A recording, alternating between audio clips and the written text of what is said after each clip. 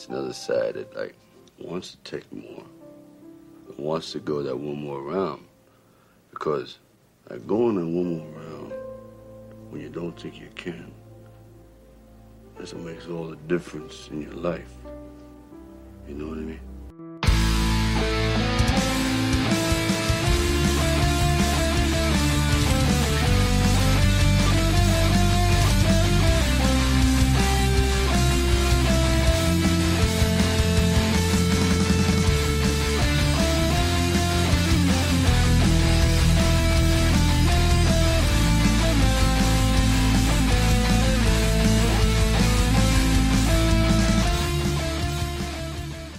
Hello and welcome to another episode of One More Round, the Rocky Series podcast. I'm your host, and with me today is Kyle, as always. Well, most of the time. And we have a special guest host replacing Katie for today. Well, actually, maybe forever. I think I fired Katie last week. Guest hosting for Katie, almost as pretty. Doug, how you doing? Katie is probably the one thing that's keeping your show afloat. All right, guys. Nobody wants me to replace Katie. Okay. Well, they probably want you to replace me. That's the problem. That could be true. That could be true. Definitely not Katie. No. She's irreplaceable. Some would say. Yeah, she's wonderful. We have our show on YouTube, so if you're listening to this on iTunes or whatever, audio only, we do. Ryan, myself, I edit the show now. Make it kind of YouTube friendly so you can see us as we talk on Discord. So if you're joining us live on Discord, we welcome you. How many people just X'd out of their streams when they saw that I was here and not Katie? Nobody yet. We only have one person in Discord right now, so it must be a busy Sunday morning for people. But check us out live. Live on Discord, so you can join the discussions, and then you can also join us on YouTube and, of course, on your earbuds. Join my Patreon. Okay, in the show description is the Patreon that helps pay for the feed. Yours truly, Ryan. I host the Last of the Action Heroes podcasting feed. $1 a month is all you need to do, and what that gives you, it helps gives me a little bit of tip, a cup of coffee, or helps pay for the Last of the Action Heroes podcast feed and all the editing that I do and all that good stuff, and I appreciate it. And you also get early release. I'm getting really good at it now where I'm editing pretty good. And so the patrons get early releases of the audio and a video. I just assume everyone knows who you are, so I shouldn't do that. But maybe someone's listening for the first time. So, Doug, who are you? What's going on? Well, I would guarantee almost nobody knows who I am. I'm one of the hosts of, well, actually, at this point, I'm probably the host, the only remaining host of Rocky Minute. We do a similar show to yours, but we dissect the movie into 1 minute chunks and we analyze each 1 minute of movie time. We've completed Rocky 1, or the first Rocky, the original. We've done Rocky 2, and we're limping through Rocky 3. I just started releasing episodes again, so Rocky 3. It's pretty early in the movie. I think I just released minute 12 or 11 or 12 last week. So. Yeah, they'll be coming out. They'll be drip drabbing out here and there. Well, don't sell yourself short there, Doug. You are like the number one podcast on the consistently your show when it does drop. It's one of the top downloads, if not the top download, like weekly. Like the first week, you guys come in strong. People are looking forward to your show, so we love having you on the network because it's always great when people that I invite on the network have better numbers than me. That's great. But anyway, so. I love it. This is your second trip around the world here with everybody heard your first lap of Rocky with your brother, so and Kyle and Katie only came on during the Creed, so right. I think the people that have stuck around aren't listening. Again, like you said, they're not listening because of me and Kyle. They're probably listening for Katie's rendition of the Rocky. That's why people are dropping out left and right now today. This is a sausage fest today. Okay, well, this is the part, speaking to Katie, where she reads the emails, and we only got one email this week, and this is kind of awkward because, and I don't think this has ever happened before in podcasting history, but Doug, you're the one that sent the email. What? Jesus. I know. So wait, you're gonna read it? You're not going to read it in front of me, are you? I'm going to read it in front of you. I have to make Doug read his own email. That'd be kind of into it. Well, here we go. So, Doug, if you don't mind, I'm going to read the email on behalf of Katie. Okay. All right. Just don't point out all my typos. Yeah. Well, no. I mean, yeah. Unfortunately, you're not as smart as your hand. So, but you can't. you can't have everything. Okay. My dear friends, at one more round. I'm loving your coverage of Rocky so far, and I love it when you hit the same beats that we at Rocky Minute hit when we covered it many years ago. I'd like to expand on a few points if that's okay with you guys. I'll allow it. In the gym, when Mickey calls Rocky a dumb dago and Rocky spins around with that look on his face and all the action the gym stops, our guest pointed out an amazing observation. It's a wide shot with Rocky in the middle, and there's one white wall, one green wall, and most of the boxers there training are wearing red shorts. Mickey insults Rocky's heritage, and there he is surrounded by the colors of the Italian flag. Now, I'm not sure if that was John G. Allison's intentions, but once you see it, it's impossible to ignore. Oh, I would have never, ever caught that. I didn't either. I could have watched that 100 more times, and I wouldn't have made that connection. It was a keen eye by the guest we had on that week, and I was blown away when he said it. And again, like every time I've watched it since then, I'm like, there it is. He's surrounded in the American flag, as Mickey calls him a dumb dago. Honestly, to me, that you'd have to almost be like a Rain Man kind of character to notice something like that. Yeah, for sure. And I believe our guest might have been exactly that. Yeah. The way this email started, Doug, it sounded like you're going to say that that Rocky was surrounded by a bunch of black guys. That's what one white guy in the middle, surrounded by a bunch of black guys. It's like the start of a really bad gay porno. All right, or a really good one. Oh, really? Yeah, really it depends. one. Yeah, it depends what side of the fence you sit on. That's fine. I should make that clear. Yeah, might not be my cup of tea, but could be some of our listeners. I don't know. You called Doug handsome like 10 times. It's making me wonder. Dude, I've got a man crush on Doug. Exactly. He's a good man. He's a good man. To add to your incredible Jurgens insight, well, thanks, Doug. If you go back to listen to minutes 56 58 of Rocky Minute, we were joined by Star Trek producer Ted Sullivan, and he offered some wonderful food for thought. We consider Jurgens to be the true villain of the film, and Ted poses the question, quote, why doesn't Apollo approach Rocky about the fight? It's because Apollo isn't the villain of the film. He represents who Rocky wants to be, the American dream. Jurgens is the fat cat businessman who patronizes Rocky and treats him like a child and fools him into buying his bill of goods.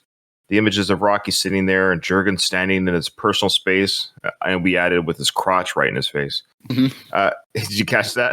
It's like right there. The images of Rocky sitting there and Jurgens standing in his personal space, towering over him lying to Rocky about Paul seeing this fight and liking him appealing to Rocky's patriotism, the whole, do you believe in America as the land of opportunity? Bull crap. It's old Jurgens representing the devil, conning Rocky into making a deal with the devil. I love all you guys. I can't wait for more. Your brother and Rocky, Doug. All right, thanks. That is very kind. I mean, great observations. Yeah, we definitely touched on the Jurgens being the snake oil salesman type personality. I gotta say though, it's not like this was Jurgens' idea. Like Jurgens is just trying to find some contender, and this is Apollo came up with that. I think Jurgens is just a sales guy in the film, right? Like Jurgens is probably the closest thing you would get to a villain. But I wouldn't say he's evil. I think he's kind of just an asshole. Yeah, in a movie like Rocky, it's not, good versus evil. It's just it's a story. It's not like your typical hero's journey kind of story. But well, instead of saying villains, you could say adversaries or antagonists. That might be like a softer word for it. The way that Jurgens treats Rocky, and you'll see even later on in the film, Ryan, in the scene in the ring, like he is an asshole. Kyle said he patronizes Rocky and he treats him like a child, and that makes him instantly hateable because of the way he talks to Rocky. He kind of took over for Mickey, right? Like Mickey's the dickhead in the first part of the film, and Mickey and Rocky, of course, work all that out, and then Jurgens is now there's a brief overlap, and Rocky didn't like either of them. Yeah. Jurgens now has to be the antagonist. All right, you guys ready for Rocky trivia? So, Doug, you're playing for Katie today, by the way. I'm representing Katie in this? Yes, and she's... yeah, well, like I said, I wish you were as smart as you were handsome, because she's falling behind, and she's a little bit nervous that you're filling in for her. I'm not going to lie. She's like, Doug's... I got you, Katie. Don't worry about it. Hold on, Ryan. Yes. Did you guys do 26 through 30 while I was gone? I think you sent me a message about it. Oh yeah, because I'm editing that episode, I'll just send you the points on offline. I'll just send you the. I forget what they are off the top of my head. Okay. Yeah. I'll just leave that blank. I just want to point out, Ryan, as I'm listening along, there's only one question that I've gotten wrong the entire run.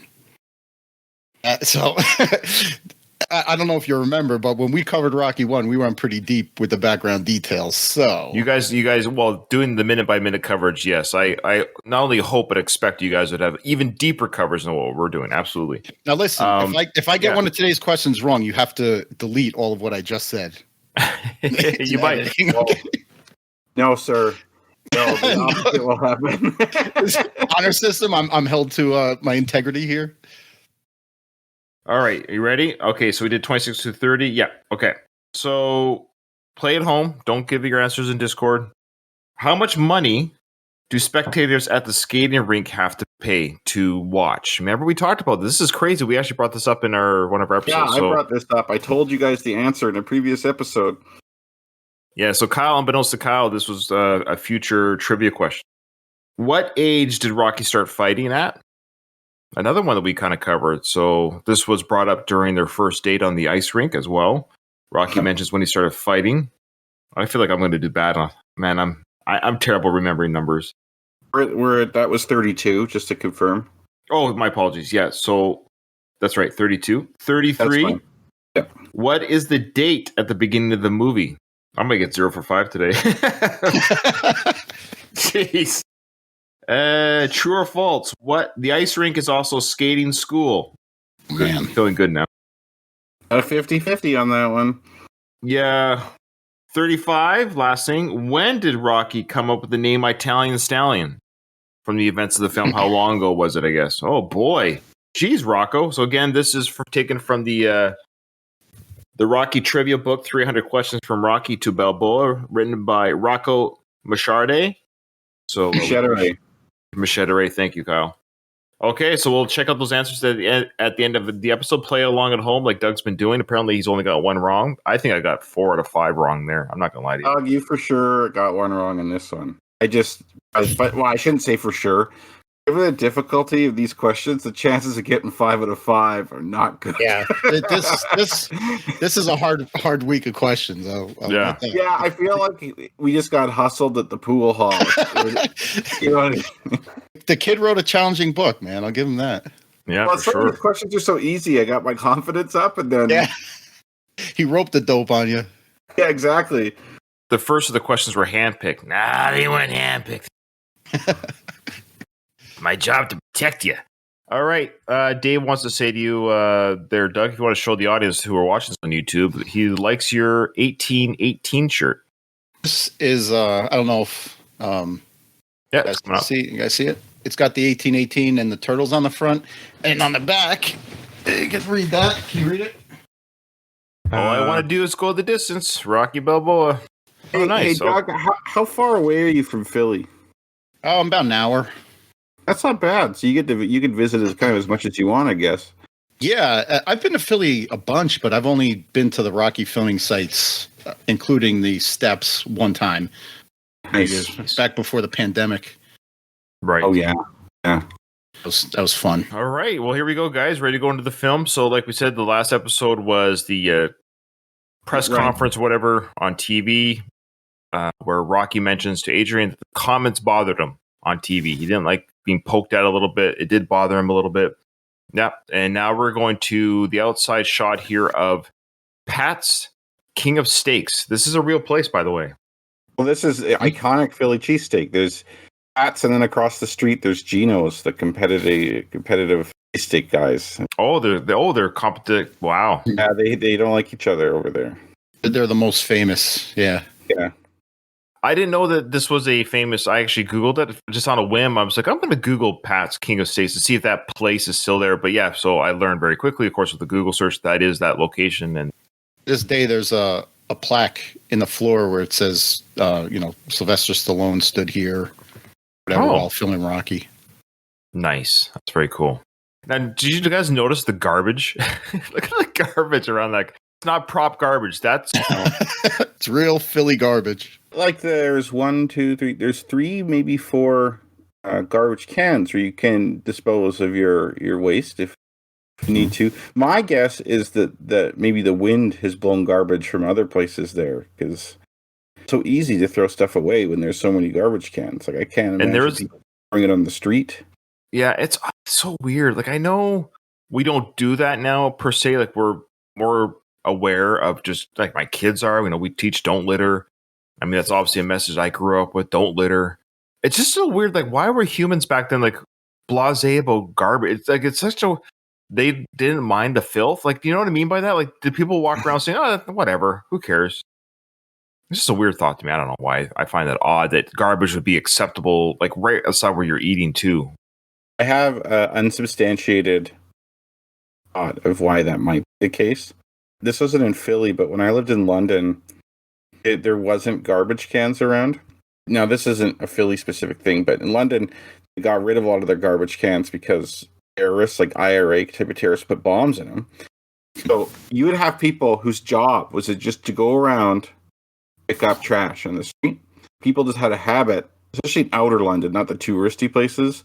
You just throw stuff on the street knowing someone else would pick it up. And I wonder if, like, back in the day with Philly, before they had public garbage cans, that you knew there were street sweepers. That was their job, and they came out and you just threw stuff on the ground, and so you develop kind of a culture of littering. I don't know if that's true at all. That's my guess. That's a reasonable, of the things I've heard, that's more reasonable thinking, okay, this is just what we do and somebody else will get it. Maybe, sure, okay, fair enough. By the way, Dave in our chat says he likes Geno's better than Pat's. There's some loyal people. People are loyal to Pat's, people are loyal to Geno's.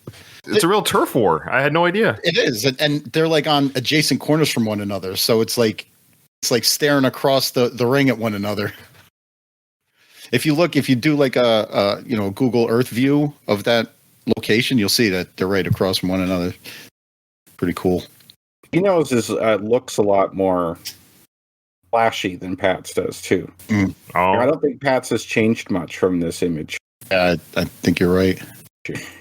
So we got an outside shot here. We got Rocky smoking.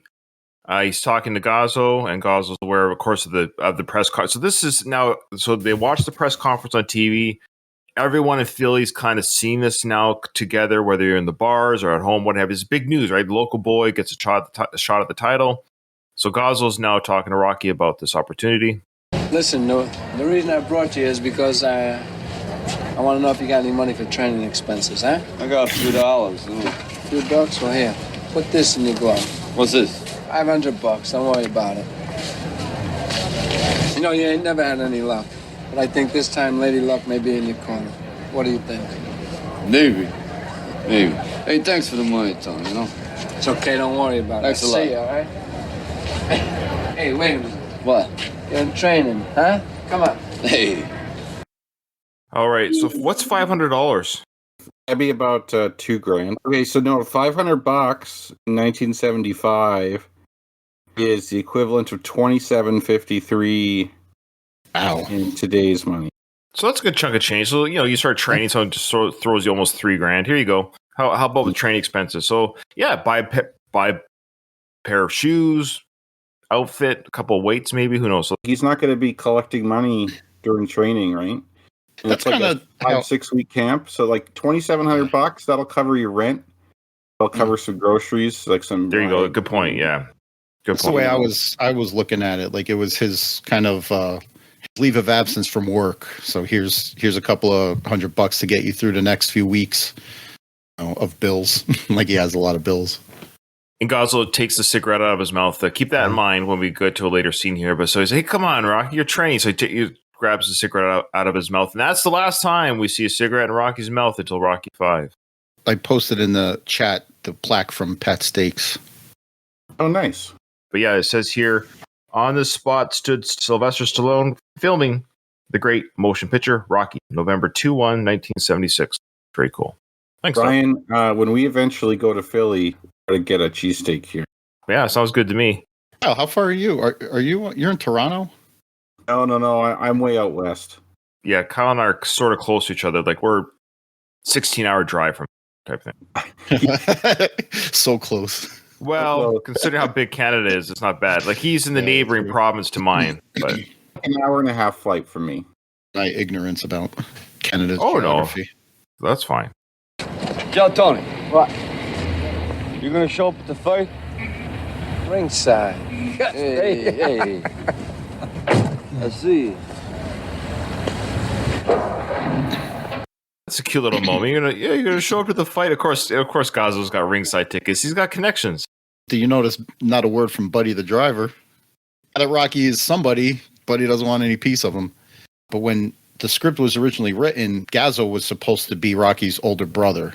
You can see that closeness in their relationship. This playful little exchange by them definitely screams like a brother kind of relationship.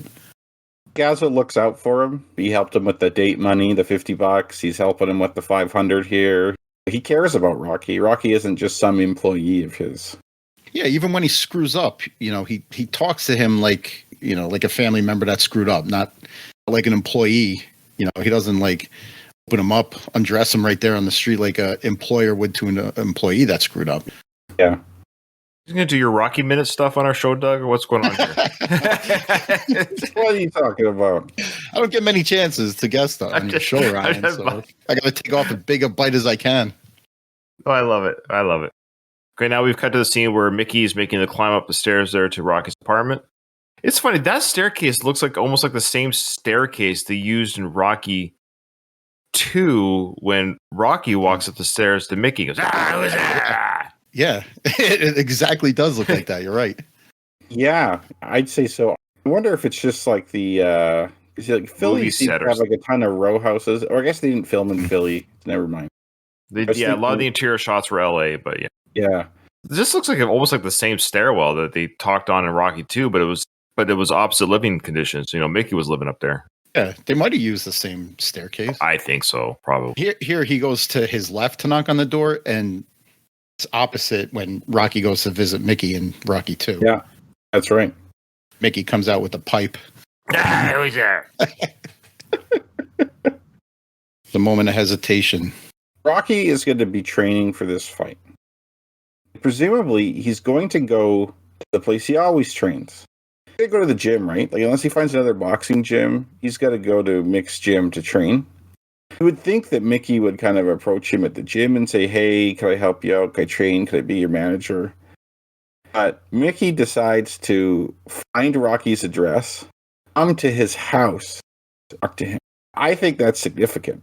It kind of shows that Mickey's taking an effort. I think he knows he kind of fucked up earlier. That last scene with Rocky, and he's eating crow a little bit. Mickey is a very proud man. This right here, this is taking a lot. I just mentioned the pause he made before he knocked on the door. Like this is eating away at his soul that he's coming to Rocky with his hat in his hand. The only way he can do that is privately. If he's in the gym among other fighters and other trainers, there's no way that he can be this groveling. I think you're on point, Doug. I think that's right. Yeah.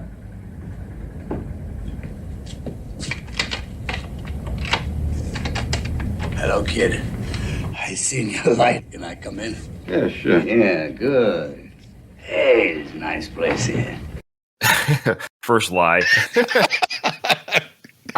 I don't know, man. Mickey's place is kind of a dump too, right? Yeah. and Mickey probably came up living in like some shithole place during the Depression too. So, like to Mickey's already like, all right, you got lights on, the heat works, we're good. Right, Mickey's apartment. He's got soup all over the floor. Yeah. About the soup, I was like, you can hear it hit the carpet. It's not just the floor. Like, you know, it soaks in there. And you know he doesn't clean it up. Yeah, exactly. It's not the only stuff stuck in the carpet, I'll tell you that. Oh, man. Right, anyway, what I come to tell you is that what happened to you is freak luck. Yeah, freak luck. Isn't it true? Look.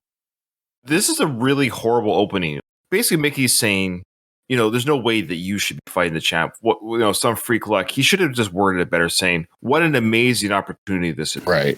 This is an amazing opportunity. Wow, can you believe this happened? But to say freak luck, those two words combined is almost sounds negative. He should have said, "What an amazing opportunity."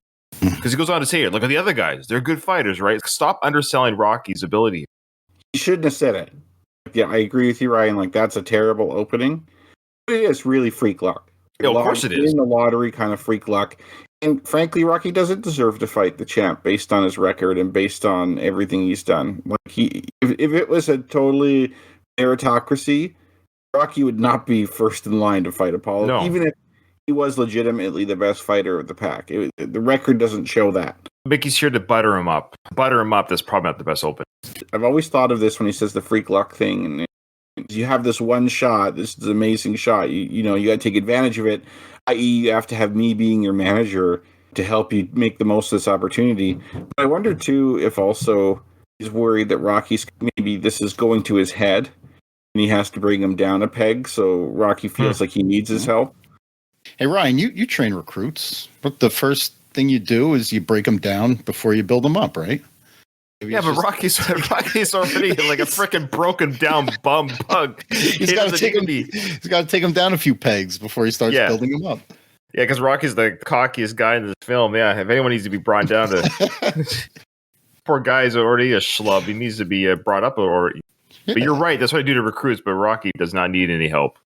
Look at the other guys. Now they're good fighters, right? They're colorful. They got good records. They fight their guts out for peanuts. But you get a shot at the title. Yeah, first luck is a strange thing. Yeah, sure it is. Can I sit down? Yeah, sure. What the hell are those? Oh, those are the domestic turtles. The one on the top is Cuff and the other guy is Link, and the rest of them are marbles.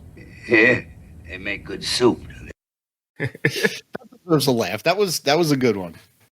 Gotta give that to Mickey. I think it's funny, but I would recommend again. He's a horrible butter up job here. Like if you're trying to butter this guy up, like I would recommend not talking about eating your pets.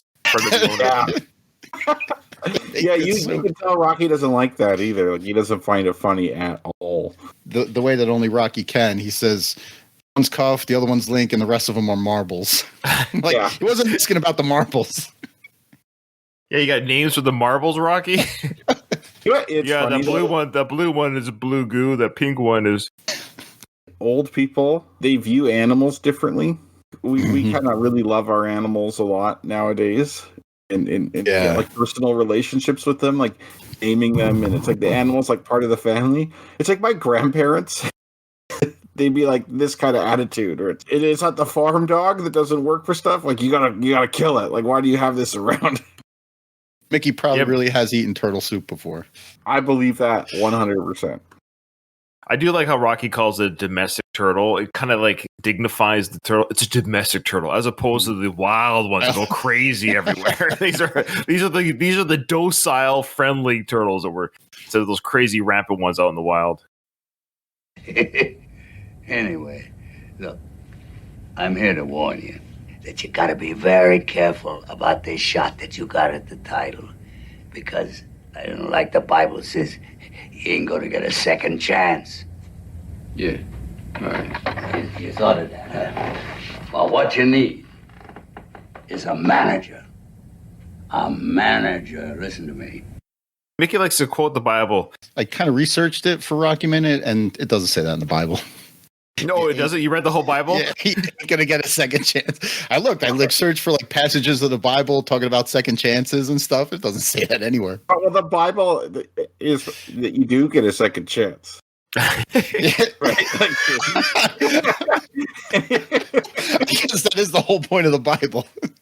Just like the Bible says, you blew it, kid. You blew it. He says he's been doing this racket for 50 years. Okay, now he says later in the scene that he's 76.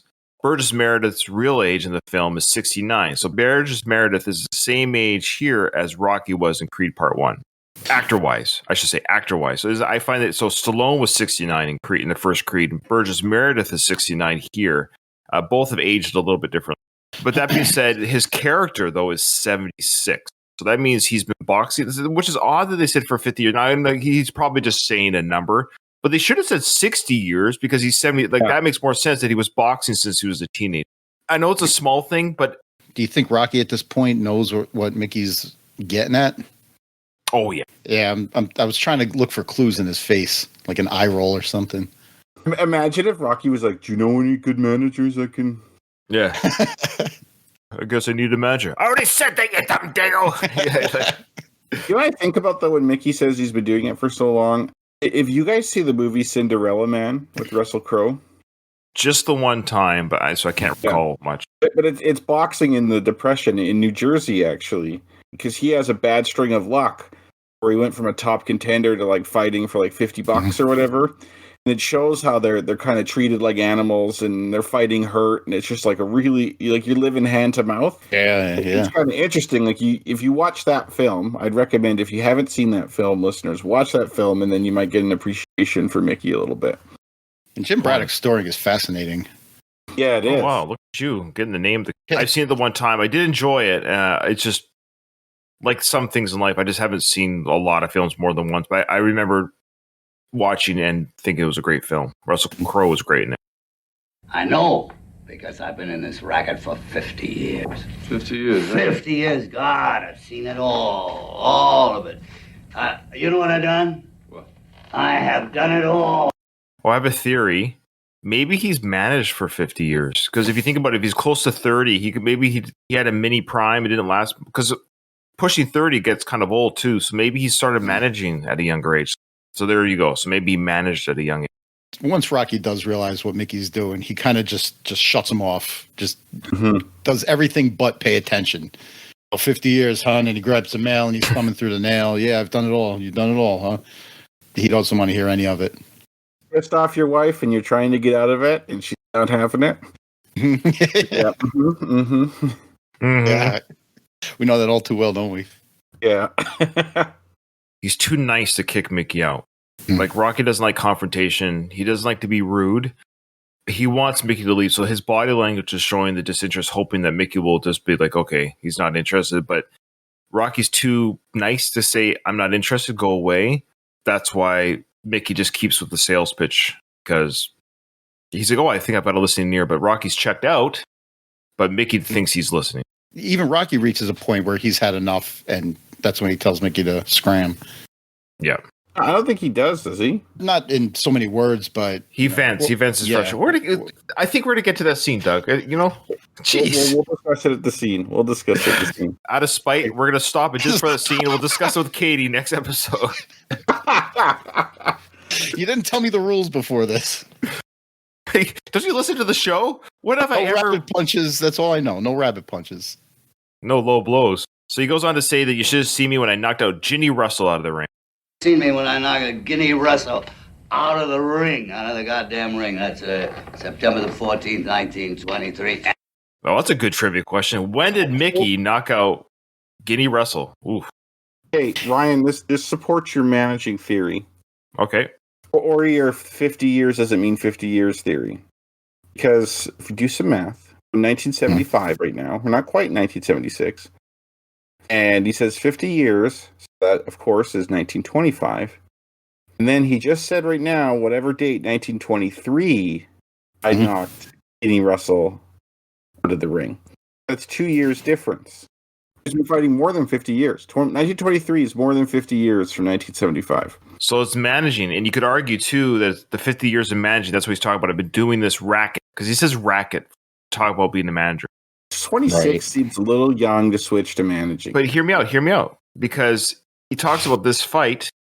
And this is the fight where everyone should have been talking about Mickey, but they didn't because he didn't have a manager. So this is where you could argue this was his big fight, his big moment. It never mounted anything, so he went to managing. He realized no one's going to notice me anymore. That was the biggest fight of my life. So maybe he switched to managing after that moment. That big moment didn't become what it was supposed to become. So he's talking about his big moment, and it never became anything because he didn't have a manager. So maybe he switched trades, so to speak, to become a manager at a young age.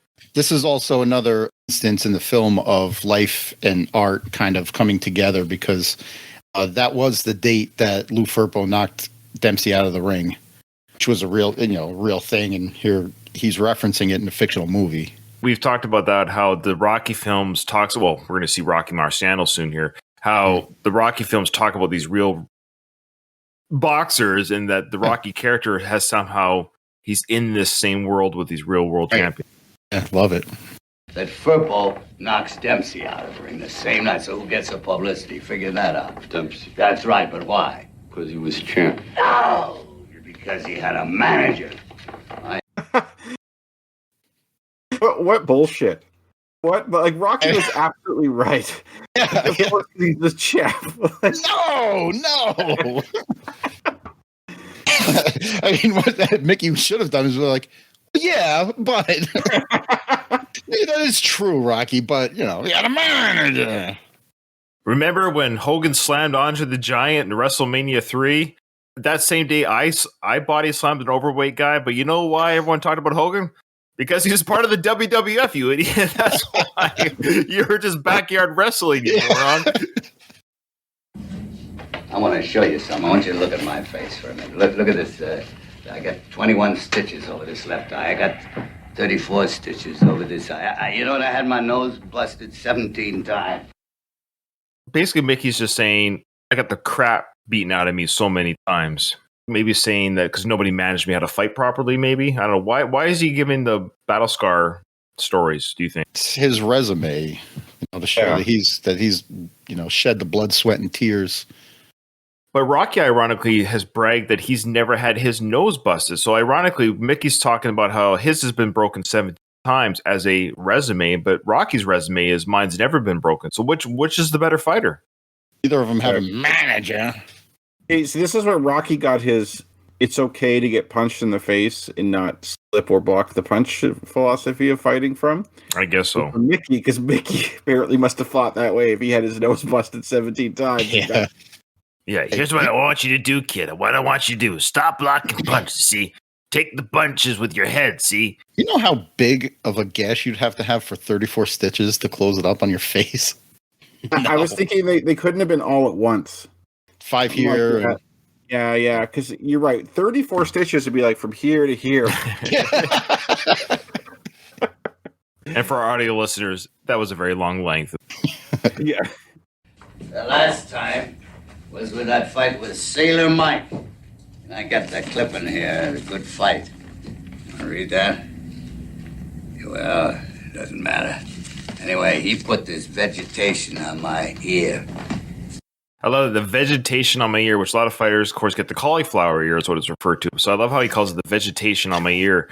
And if you'll notice, I watched this when you watch it in high def, Burgess Meredith, you can actually see the makeup job they did. Of course, made his ears and cauliflower. You can see a little bit of the color differential on high def. Yeah. Wouldn't see in the 70s back then on low def film, but nowadays you can see the makeup job on his both his nose and his ears for this. Isn't cauliflower ear like an injury you get over time? It's not like you get hit once, you get cauliflower ear. Right? Yeah, true. That's right. That's cauliflower ear is more of a wrestler's injury than a.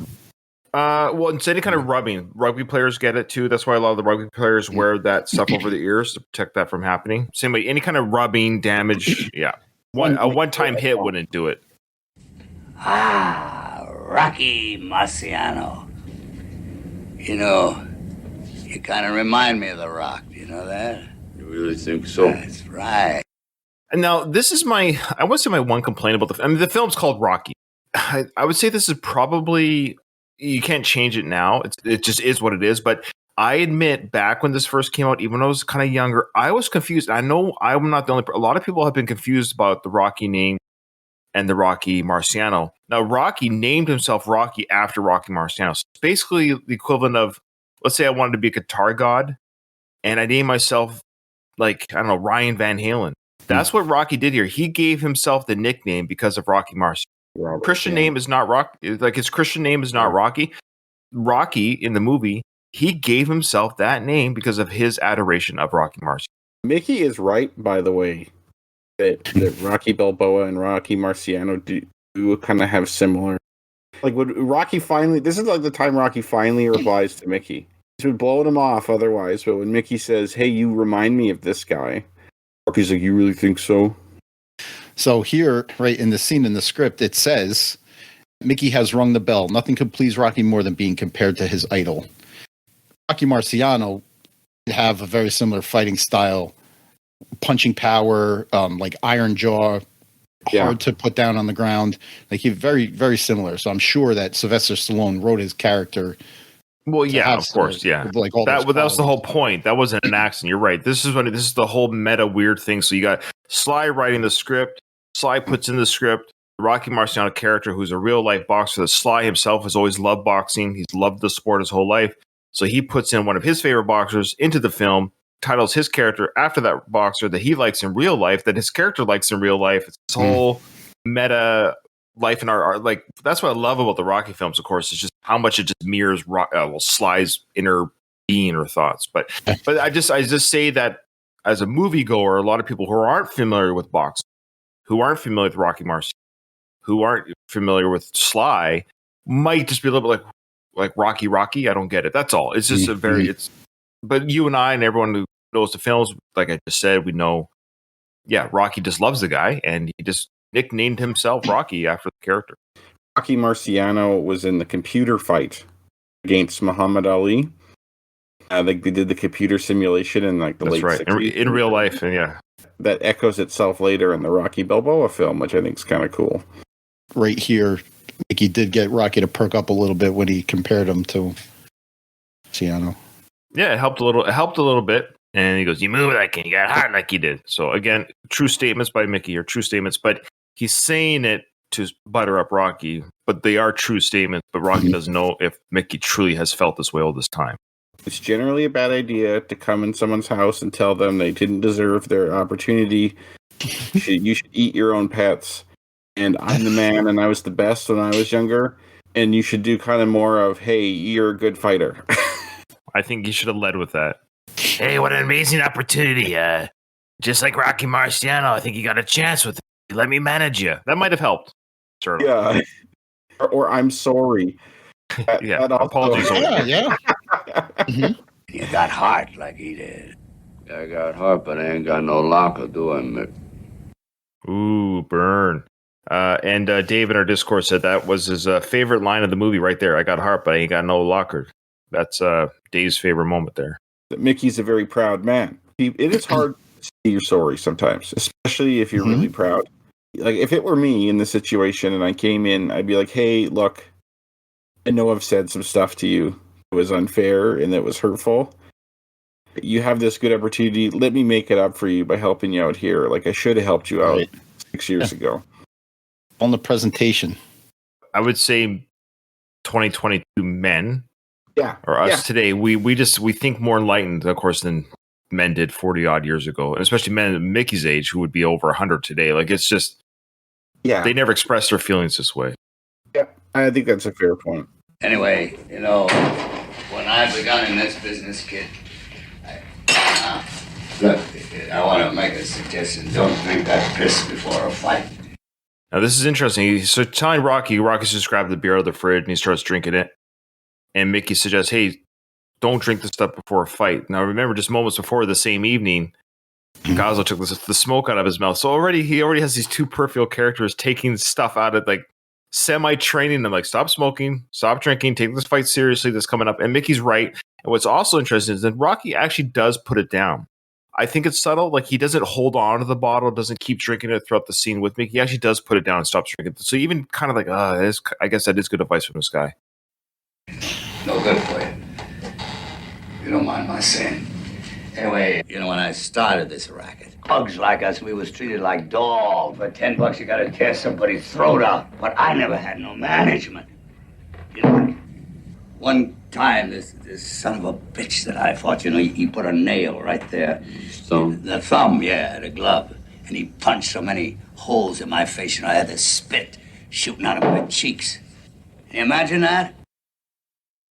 We've talked about this, with the proposed or the fandom of a Mickey prequel, so to speak, of his. Like, that would be the scene. I think all the Rocky fans would love to see that fight. You see the guy in the corner putting his thumbtack in, and Mickey gets punched, and he's like bleeding out of his cheeks. That'd be a gruesome, but in the Rocky fandom lore, that's I think a scene we don't like to see played out.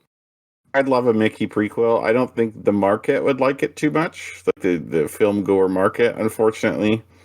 But if in a perfect world, if they could make it just for us Rocky fans, that would be wonderful. Yeah.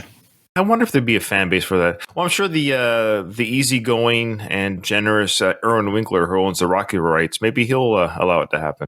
Well, yeah, him and Sly. There should be a parody where Erwin Winkler, like he's super old, goes to Sly's house, and they have and then they agree to make a Mickey sequel or Mickey prequel at the end. Actually, that's sort of what happened for Creed. That's funny that you bring that right? up, Kyle. Oh, okay. Because Erwin Winkler had to beg Sly to do Creed 1. Sly was done with Rocky. They are not on good terms. They had, I don't know what they dangled in front of. It was probably money. Sly didn't want to do Creed, not so much because of Coogler and the script and resurrecting the Rocky character. Rocky thought he had already buried Rocky with Rocky Balboa the film, but it was Erwin Winkler that he's the one that greenlights everything. So, but they can't do the Creed film without Sly. It would have been possible. And so they twisted his arm. So I wonder what they threw out of money-wise. I don't know if it's ever been revealed, but... Anyway, when I tell you what I looked like when I was in my prime, I want you to look at something. Will you look at that? Look at that. That's the way I looked. Now he shows a picture there. I believe that is Burgess Meredith wearing boxing gloves. Is it not? I don't know. Get a close enough look at it? Well, look, that's a good free shot there. I mean, I can't zoom it in for you guys, so obviously I don't have that kind of technology. But on your own time, you can probably zoom in on it. But it does enhance, yeah. Did he fight in real life? I don't know. I think a better podcaster would research this stuff before the episode started. But what weight class would he have been in? He's a tiny man. Like, Rocky's not that tall, and he's like a head taller than Burgess Meredith. But I love how he pulls out that picture. I love Rocky's comment. It's just, again, amazing writing by Sly, because a lesser writer might not have written this. I think this is amazing writing by Sly, because Mickey pulls out the picture. The first thing Rocky says is, "You don't take very good care of that picture." It's just like, what a great thing to say. Like, of all the things to say, he's saying, which isn't fair. This is a newspaper clipping or whatever. It's like 30 to 50 years old. Like, come on, that's not bad condition, Sly. Yeah, it's at least 50 years old. I think it's funny, too, because they're kind of cut from the same cloth in the sense that they both enjoy showing stuff. Like, when Rocky was on his date with Adrian, he talked about how the Beanie Crateshaw fight broke both his hands and his face, and then out of nowhere, he pulls that out of his wallet. Be like, "Hey, look, this is the picture of Beanie right here," right? Like, kind of like having all these little tokens of their previous fights and who they were and stuff. Like, they're very similar in that sense. Before these guys got at me. It's nice. Yeah. You take very good care of the picture, though. But I never had no management. That's the trouble. But now I got all this knowledge. I got it up here. Now I want to give it to you. I want to give you this knowledge. I want to take care of you. There it is. Finally, he just comes out with it. And this is where the real Mickey does come out. This is where the passion speech comes out, where he say, "Okay, look, I've got all this knowledge. I want to give it to you. My life is coming to an end. Yours is sort of just beginning in this moment. This is a huge moment. You basically have fast forward to the biggest moment of your life. I've got knowledge. I legit have stuff in my head that I think with you, we could have some sort of chance. You could last a little bit longer than you would have without me." And I believe, too, that Rocky, in his heart, knows that he can't do this without Mickey's help. But he's not going to make it easy on Mickey. I want to make sure that all the shit that happened to me doesn't happen to you. You know what I mean? If the fight's set. Listen to me. I want to be your manager. You follow that, do you? The fight's set. I don't need no manager. But you can't buy what I'm going to give you. I mean, I've got pain and I've got experience. No, I got pain. I got experience, too. Listen, kid. Hey, look, Yes, hey, people. Mick. What? Look, I need your help about 10 years ago, right? 10 years ago? Right. You never helped me. No. You didn't care. Well, if you wanted help. So he's been going to Mick's gym for 10 years. But it's funny because he said 10 years ago, I wanted help. He wouldn't give it to me. And then he says for the past 6 years, you've been sticking it to me. Like, so he's been going to Mick's gym for 10 years. And then there was a 4-year period where things were okay, I guess. And then, so he was 20 years old when he went to Mick's gym. But then from the age of 24 to 30 in the film, Mickey's been a dick. Because Mickey said he was a dick to him because he saw that he was a good fighter but was wasting his talent. So maybe Mick, for those first 4 years, was either A, ignoring him, or B, kind of just observing him from a distance. And then at some point, he figured Rocky in the effort, or he's wasting his time doing other stuff, and he kind of wrote him off. And then once he wrote him off, it started bothering him. So then he started sticking it to him. say, if you wanted help, why didn't you ask? Why didn't you just ask me, kid? Look, I asked, but you never heard nothing. Well, I'm 76 years old. I love that. He starts to give a sob story about his age. Like, I'm dying out here. And he had nothing to say back to Rocky. It's at this moment where he sees it as it's over. It's over. I made my plea, and Rocky's not buying it. So he kind of goes into a little woe is me with I'm 76 years old. I don't want to say gaslights Rocky, but he kind of flips it back on Rocky when Rocky's like, I needed your help 10 years ago and you didn't want to hear me. And then Mickey turns around and says, well, why didn't you ask me? Kind of like victim blaming. Like, if you wanted help, just, I was here, but you as a father figure are, if you was that much of a father figure, should recognize a plea for help in your students, If he saw Rocky's talent like he said he did, you'd think he'd reach out and be like, hey, look, you're a talented fighter. Could I manage you? Do you think someone who wants to be a manager and who wants to be successful has an eye out for talent? You know what we don't hear after the toilet flush? Sink running. But he flushed the toilet on Mickey on purpose, I think. Oh, you don't think he did any business in there? Oh. I think it was designed to be like, this is a bunch of crap you're throwing at me and I'm flushing down the toilet. I think it was a purposeful metaphor on Rocky's part, yeah. But you're right, there's no water running afterwards. That was a very quick pee had he gone pee, but I think it was literally like, dude, I don't want to hear it, and he flushes. And Mickey recognizes it. That's why he walks away like, oh, it's a load of crap I'm throwing at him, and then he's just dumping it down. And, now he's curses there. You see that? Yeah.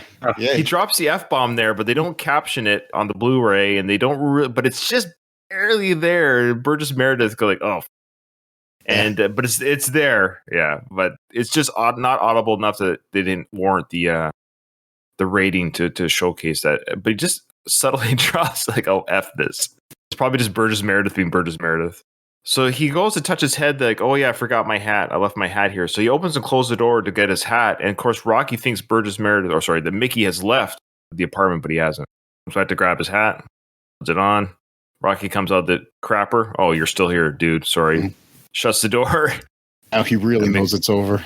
Yeah. You see how timid Rocky is? Like you were saying, he can't ask Mickey to leave. Like, imagine if you had a confrontation. Basically hid in the bathroom until they left your house. When he heard the bathroom door open and he spun around, there was a little glimmer of hope in his eye. Rocky, yeah, Mickey's eyes, yeah, and then he closed the door on him, and you saw it just drain from his face. Yeah, the conversation's over. So Mickey leaves, closed the door defiantly. Rocky now comes out knowing that he's gone. Now that Mickey's gone, he vents, goes, "Took you long enough to get here. We'll just play the speech out here." He basically yells everything that's been in his mind. You 10 years to come to my house. Huh? What's the matter? You don't like my house? My house stink? That's right, it stinks! I ain't asked no favors from you! Don't fall around me! Talk about your pride. What about my pride, Mick? At least you had a pride! I ain't had no pride, I ain't had nothing. Legs are going, everything is going, no one's getting enough nothing. Guy comes up, offers me a fight. Big deal. Want to fight the fight? Yeah, I'll fight the big fight. I wouldn't want to fight that big fight. What's going to happen to me? I want to get that. I want to get that. And you want me ringside and see it? Do you? You want to help me out? Huh? Do you want to see me get my face kicked in? Legs ain't working. Nothing's working. They go on, fight the champ. Yeah, I'll fight him. My face kicked in. You come around here, you want to move in here with me? Come on in, it's a nice house. Real nice, come on in and move. It stinks. This whole place stinks. Want to help me out? Well, help me out. Come on, help me out, I'm standing there. This scene. So, yeah, great. Well, yeah, it's one I don't want to pause. It's an amazing acting by Sly, of course. A tirade. Both he's feeling everything. He's mad at Mick. He's mad it's taking so long. He's also mad that he has the chance to fight the champ because he's mad that he's going to be embarrassed. His legs ain't working. He knows he's not in shape. He literally has taken the money to help his life out. He recognizes that in himself. He recognizes that he does need help. He recognizes that He can't do it without Mickey, so he's mad at himself that he's even admitting all this. All these things are flooding through. This needed to happen in order for Rocky and Mickey to move on. Thing is, though, Rocky doesn't have the heart to do it to Mickey's face. Just like Mickey couldn't bring himself to apologize, Rocky, as mad as he is at Mickey, he has enough respect for the man to not, just arm a new one face to face. It needed to get out in the open. Mickey needed to hear it. He knows Mickey's, still within earshot. That moment they can move on and work together. Rocky genuinely, and I think this is ironic, doesn't like hurting people. Which is funny, given that you look up boxing as a profession and also as a career breaking thumbs, which she's hesitant to do, as we saw with Bob. And I don't think he wants to get in Mickey's face and cause that uncomfortable tension with him and a disrespect like that right to his face. I think scenes like this is one of the reasons this movie got Best Picture. I think it was so well done. I think it described so well how people like these two would actually. I think this confrontation would have gone down like this in real life had you had two people like this get together and had to work it out like that. Let's say that Mickey did come with a different approach and said, "Listen, I know we've had some bad blood, Rocky, and I apologize for things that I've said in the past, but I believe you need my help to make the most out of this opportunity. Let's work together." I don't know if Rocky would have had the opportunity to undress him the way he does here. Rocky's whole demeanor would have changed if Mickey came at him that way. I agree, and I think Rocky had to vent that. He probably felt great after he said all that shit. Finally got the years and years of resentment and anger and tension out. Finally venting that to Mickey, because I think he knows Mickey hurt him. You had to have that boil over. You had to have it go nuclear in order to push the reset button on this relationship. Yeah, 100% agree. We're going to see the difference in his demeanor now when he comes out of the apartment. Thanks. Jeez. Man, you can really edit it out if you want. Oh, trust me, Doug's gonna be edited out of this whole episode. I think. Ryan, for an hour and 20 minutes, you've been sticking it to me. I want to know why. You don't want to know. I want to know. You want to know? I want to know how. Because Doug, you had the chance to be my co-host, but no, instead you did a crappy Rocky Minute podcast and never gets released. Ouch. Oh, I love you, Doug. I just want to say, too, of course, most people know this, but there might be the odd person who listens to the show who doesn't know. But when Rocky says it stinks, this place stinks, that was real life. Sly said that the bathroom itself, truth, like that was a real apartment. They actually filmed that sequence in a real apartment. The bathroom legitimately stunk. So the script wasn't written to say that.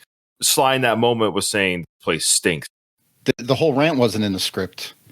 After Mickey leaves the apartment, Rocky sits on his bed, thinks about it for a couple of minutes, and then goes chasing after Mickey. Awesome. That rant wasn't in there at all. I love it. I love that kind of stuff. Some of the best stuff that happens in any movie, the ad-lib stuff, the human emotion stuff that comes out, the real human stuff, yeah. Improv, but dramatic improv, all the same. Cool. So, of course, Rocky, like Doug said, Rocky will come out and give, and I love this tender moment. It's actually, and it's from this moment on that the father-son relationship is solidified and continues, but it's really interesting how much Rocky puts his arm around him, his hand. It's just a very tender moment. And, of course, the Bill Conti music of that. But watch, Mickey's a little bit afraid when Rocky runs up to him. He halts a little bit. Whoa. He's a little bit, he backs up. Backs up a little bit. Mickey backs away a little bit afraid, of course, because you got this lumbering guy coming at you. But then it's like, Mickey's like, I'm sorry, Rocky's probably like, whoa, Mick, wait. And he puts his arm around Mick and leans in close to talk to him. So, Doug, what are your thoughts? What do you think Rocky's saying here? What would be because it's not that long of dialogue. Oh, I feel like he's saying, sorry, I said those things. I just needed to get that stuff off my chest. Of course, I want you to work with me. I think he would have said even less. I think he would have been just like, it's okay, Mick. It's okay. Let's do it. Let's train. You know, it's funny.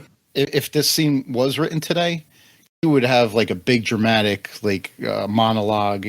I love what they do with almost nothing in the scene, with an arm around his shoulder and a handshake, and that's it. Also, let's point out that the lack of money that they had for this, they had no money for lighting and everything.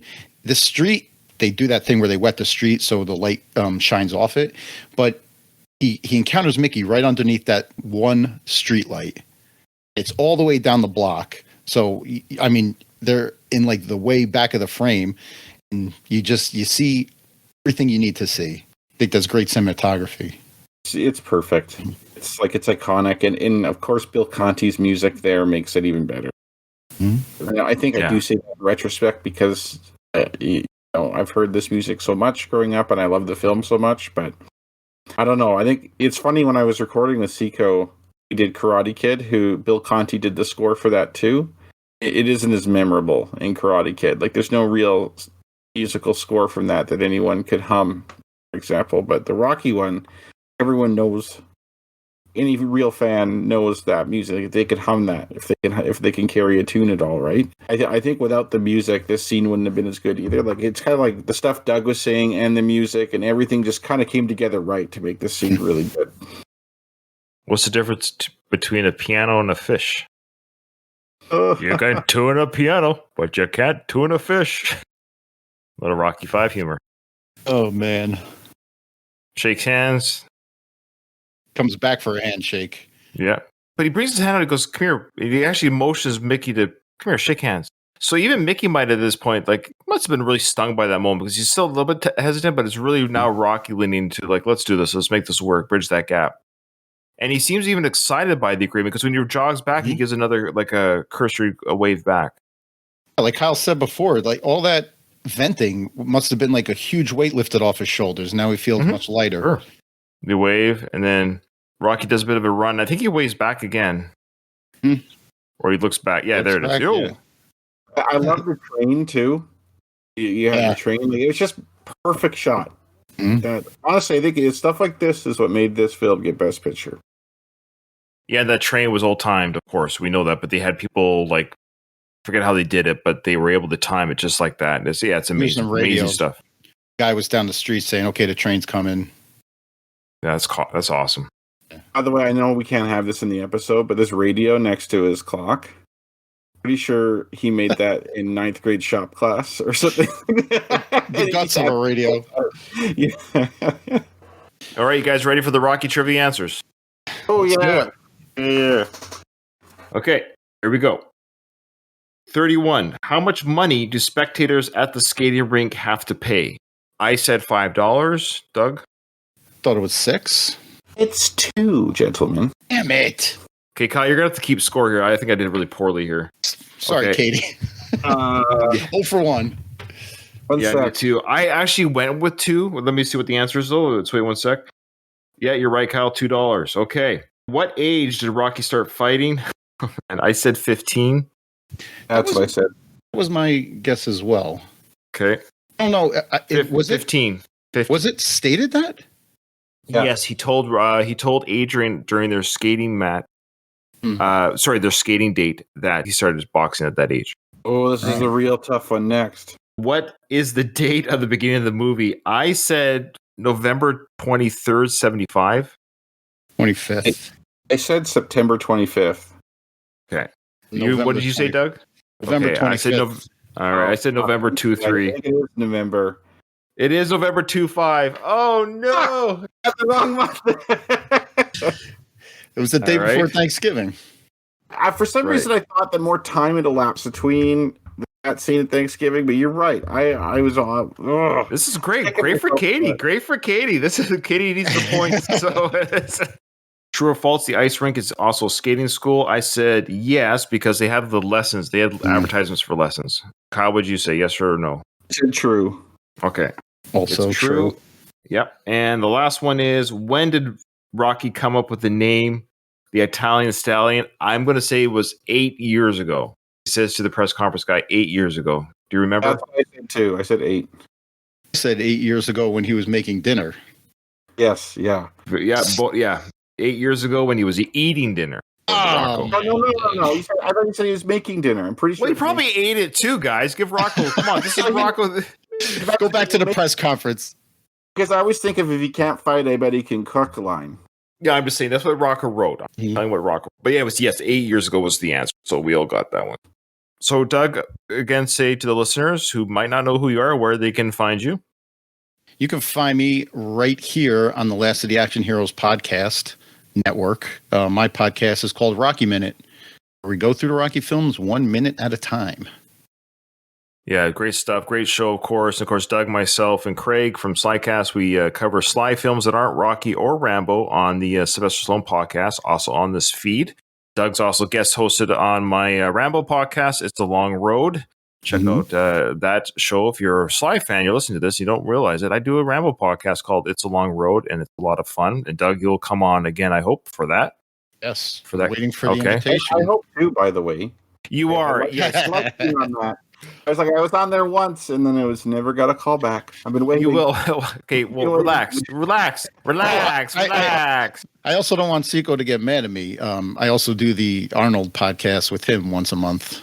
Kyle, you're going to come back on. I've already decided that you and Katie will both be on at the same time because I have too many guest co-hosts, which is a good thing. I didn't think I was going to have that many. I got people that want to come back, and I still have people that I haven't asked yet. So I'm kind of running out of. I don't have enough episodes per host. So I'm going to double you and Katie up for the next guest host. That show's been great. Okay, well, we want to thank people who hung out during our Discord chat. Look, check out the show notes. Again, what is Discord? People are asking. Discord is you can watch us live. It's all unedited. You can watch us take pee breaks. It's a lot of fun because what you hear on iTunes isn't the whole show. Okay, so there's even jokes that don't work that you get to hear live. All that good stuff. That's it. The episode's over. Didn't hear no bell.